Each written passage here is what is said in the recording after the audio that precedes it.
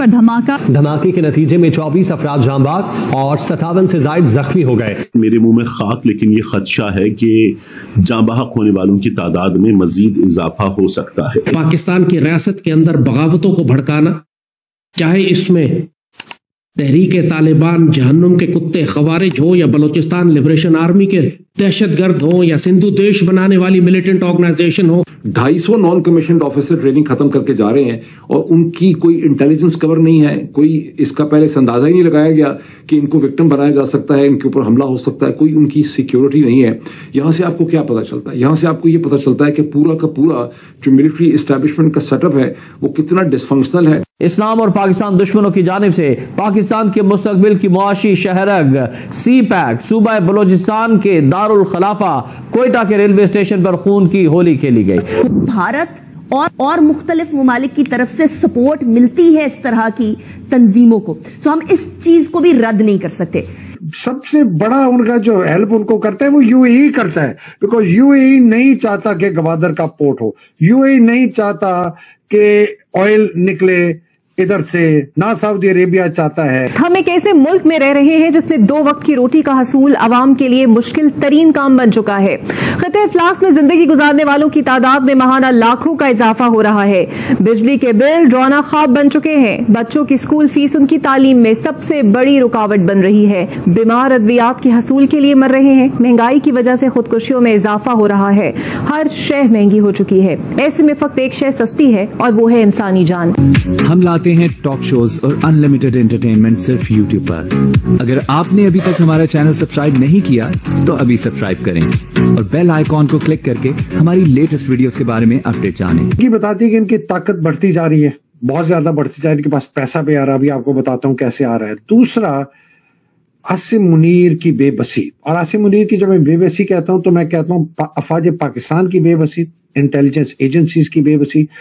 वो counter intelligence वाला जो फैसल नसीर है, जो जिसने अपना ब्रिगेडियर का वक्त बहुत ज्यादा बलूचिस्तान में गुजारा, दबा के उसने पैसा कमाया, कुछ नहीं कर सकते ये लोग कुछ नहीं कर सकते। कुछ लोग कहते हैं जी ये BLA वाले ईरान इनको फंड करते हैं। मैं नहीं मानता। ईरान के साथ मेरे बहुत इख्तलाफ जरूर हैं बातों पे, लेकिन मैं नहीं मानता।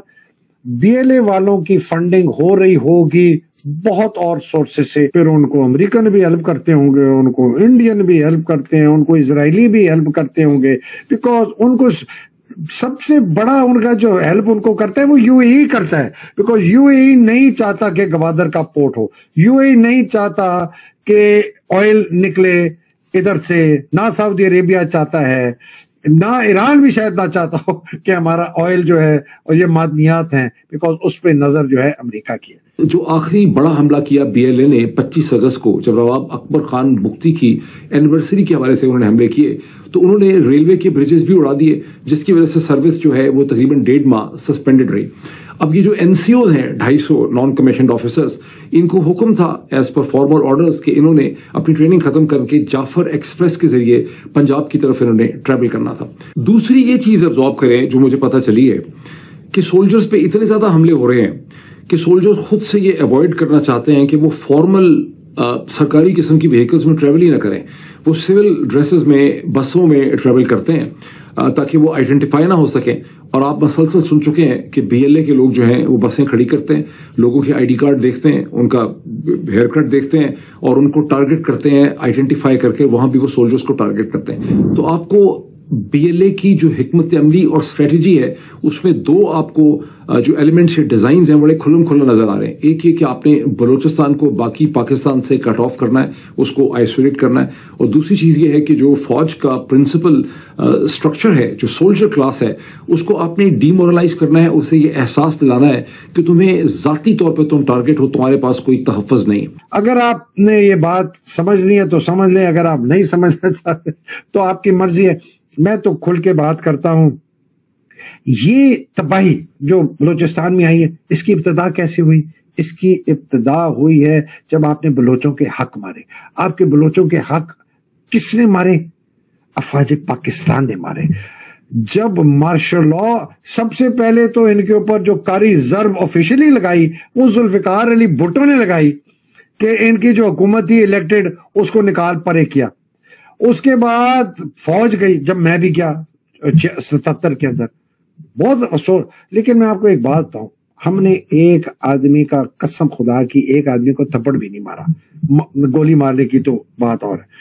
لیکن یہ فوج کی فسطائیت جو شروع ہوئی ہے اور یہ بڑے عرصے سے شروع ہوئی بھی ہے اور یہ عروج پر پہنچ گئی. ایک ملیٹنٹ ایکسس ہے، اور جب یہ ملیٹنٹ ایکسس ایک خاص حد تک پاکستان میں بغاوتیں بھڑکا دے گا تو پھر یہ مشرقی پاکستان کی طرح بھارتی فوج پاکستان میں داخل ہونے کے لیے بالکل ہماری سرحدوں پر تیار بیٹھی ہوئی ہے.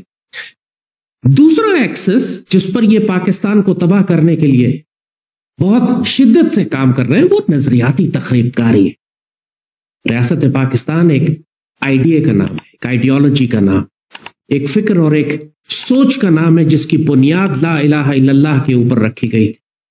اس ریاست پاکستان کو جب آپ قومیت، صوبائیت، لسانیت اور فرقہ واریت میں تقسیم کر دیتے ہیں، جب آپ نوجوان نسل کو نظریہ پاکستان سے گمراہ کر دیتے ہیں، جب آپ صوبائیت کے نام پر کبھی پختونستان، کبھی بلوچستان، کبھی سندھو دیش، کبھی گریٹر پنجاب کا نعرہ لگاتے ہیں، تو یہ ایک ایسی نظریاتی تخریب کاری ہے کہ جو ریاست پاکستان کی جڑیں کاٹ کر رکھ دیتی ہے.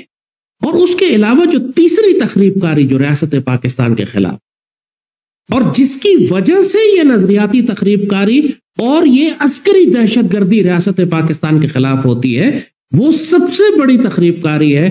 اس کو معاشی دہشت گردی آپ کہیں، اکنامک ٹیررزم.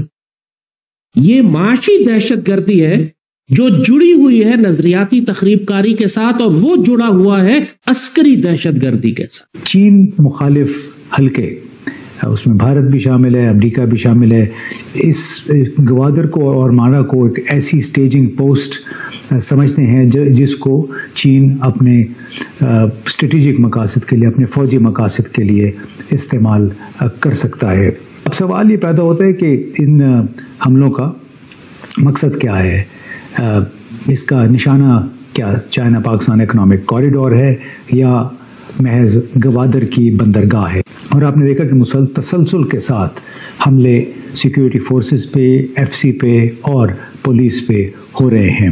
اور یہی وجہ ہے کہ بلوچستان سے متعلق بہت سارے منصوبے، خاص طور پہ گوادر ایئرپورٹ، گوادر کی بندرگاہ بڑی محدود حد تک آپریشنل ہے، جبکہ ایئرپورٹ نیا بڑا جدید ایئرپورٹ ہے جو کہ $260 ملین کی ایک گرانٹ دی تھی چین نے، اس کی مدد سے چین نے وہ بنا کے دیا ہے.